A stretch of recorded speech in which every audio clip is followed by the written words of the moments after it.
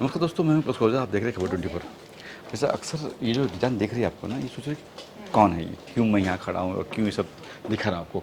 वैसे आज मेरे साथ में है अर्चना कोचर, जिन्होंने 72 यानी 72 मिस वर्ल्ड की डिज़ाइन की है, कपड़े डिज़ाइन की है। और किस तरह से ये जुड़े उनसे और किस तरह से क्या क्या हुआ है, कैसा इनका एक्सपीरियंस रहा, इससे बात करेंगे। चलिए चलते हैं अर्चना कौशल जी के पास। खट खट आइए अर्चना जी। अच्छा मैम, वेलकम टू खबर 24। अच्छा मैम, हमने थैंक यू, आपके प्लेजर। डिज़ाइन के कपड़े कई एक्ट्रेस कपड़े देखे हमने। जी इस बार आपको सेकंड टाइम मौका मिला है जी 72 मिस वर्ल्ड के लिए। जी कैसा एक्सपीरियंस रहा, कैसे ये आपके पास आया? सेकंड टाइम है, जी क्या बताएंगे इस बारे में आप? जी। तो बहुत अच्छा एक्सपीरियंस रहा, बहुत कुछ सीखने को मिला और बहुत बड़ा चैलेंज था क्योंकि हमने 240 कपड़े बनाए। तो इतना क्वांटिटी कपड़ों का जब बनाना होता है तो इतने डिज़ाइंस बनाना बहुत बड़ा चैलेंज था। तो इस दफ़ा हमारे को तेलंगाना गवर्नमेंट ने बुलाया था और उन्होंने बोला कि वो चाहते हैं कि फ़िनाले पे लड़कियां तेलंगाना के फैब्रिक्स पहने और उसको फ़िनाले में पहने और उनका फैब्रिक्स हम रिप्रेजेंट करें इन अ फ्यूजन वे। तो हमने वही किया और बहुत मज़ा आया उन कपड़ों पे काम भी करने में। उनके बहुत वीवर्स को हम मिले। तो अब जैसे आप ये देख रहे हैं, ये डबल इक्कत है। तो ये एक एक धागा को वो लोग रंगते हैं और फिर उस रंगे हुए धागे को वीव करते हैं। तो बहुत खूबसूरत प्रोसेस है। अब जैसे इसमें अगर आप देखें तो ये कॉर्डिंग कर रही है हमने एक साड़ी पर, तो एक अलग ही शेप आ गया साड़ी को। अब जैसे इसमें अगर आप देखें तो ये जो फैब्रिक है इसमें रियल गोल्ड की जरी इसमें से, रियल गोल्ड है। हाँ रियल गोल्ड की जरी, तो इसमें 4 ग्राम रियल गोल्ड है। तो बहुत इंटरेस्टिंग वीवर्स से मिलना हुआ और बहुत ही इंटरेस्टिंग कपड़े मिले और उनके हमने कोशिश करके एकदम फ्यूजन और खूबसूरत सिल्वेट्स बनाए। क्योंकि देखिए ये लड़कियां नॉर्मली साड़ी नहीं पहनती, तो हमें ऐसे सिल्वेट्स बनाने थे कि वो लड़कियां कंफर्टेबल हों, कॉन्फिडेंट फील करें। और देखिए ये लड़कियां भी ना अलग अलग ऑल ओवर द वर्ल्ड से थी। तो अब है ना 109 कंट्रीज से। तो अब क्या होता है, जैसे अफ्रीका की जो कॉन्टिनेंट की लड़कियां हैं वो लंबी होती हैं, ज़्यादा 7 फुट लंबी, उनके शोल्डर्स अच्छे ब्रॉड होते हैं। अब जैसे एशिया की लड़कियां होती हैं उनके शोल्डर्स नैरोअर होते हैं, पेटीट होती हैं, वो 5 फुट की हाइट रखती हैं। सो मतलब इतने वेरिड उसमें सबको उनका बेस्ट फुट फॉरवर्ड दिखाना एक चैलेंज था। तो वो हमने अपनी तरफ से खूबसूरती से कंप्लीट करने की कोशिश की और everybody was very happy and we receive so much love on our Instagram and from the government and it's been amazing. कभी ऐसा होता है कि किसी किसी लड़की ने कहा हो या किसी लड़की ने कहा हो कि मैडम थोड़ा कुछ ये चेंज करना है, या आप बोलते हो कि नहीं मुझे ये हाँ जी, चेंज हम करना जब देखते हैं उनको तो इंडियन कपड़े जितने हमें समझ आते हैं उतने उनको तो समझ नहीं आते। नहीं तो आते हम हैं। देख करके, हमारी पूरी टीम थी वहाँ, बहुत लार्ज टीम थी, तो हमने उनको सबको परफेक्ट फिटिंग करवा दी।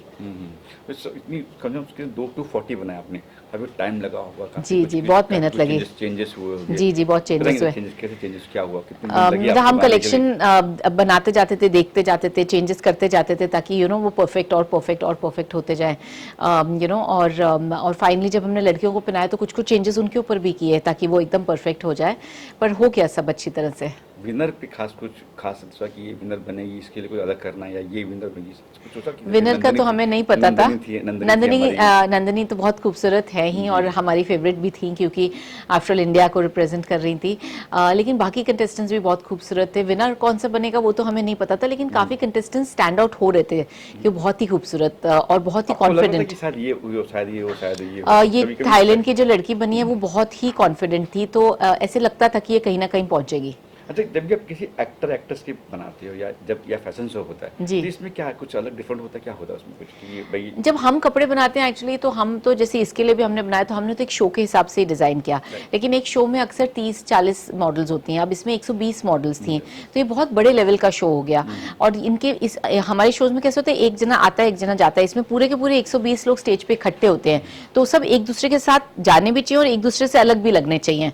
तो वो सब दिमाग में रख करके हमने डिज़ाइन किया। पर हम तो हर शो के लिए भी कलर कोऑर्डिनेशन सोचते हैं, एक थीम रखने का सोचते हैं, तो हमने सिमिलर वे में ही किया, but this was larger than life. तो ये भी होता है कि गर्मी का सीजन है, गर्मी है तो ऐसे कपड़े यूज करते गर्मी हैं। नहीं हमने सोचा, हमने हम ये सोचा कि कलर्स एक दूसरे के साथ जाने चाहिए, इंडिया को अच्छा दिखाने चाहिए कि जब वर्ल्ड वाइड पीपल देखें तो उनको इंडिया और भी खूबसूरत लगे, यहाँ का हेरिटेज फैब्रिक और भी पसंद आए, हेरिटेज हमारे तो हमने वो सब सोच के किया, गर्मियाँ नहीं सोच के किया, बिकॉज एनीवे एसी होता ही है हॉल्स में।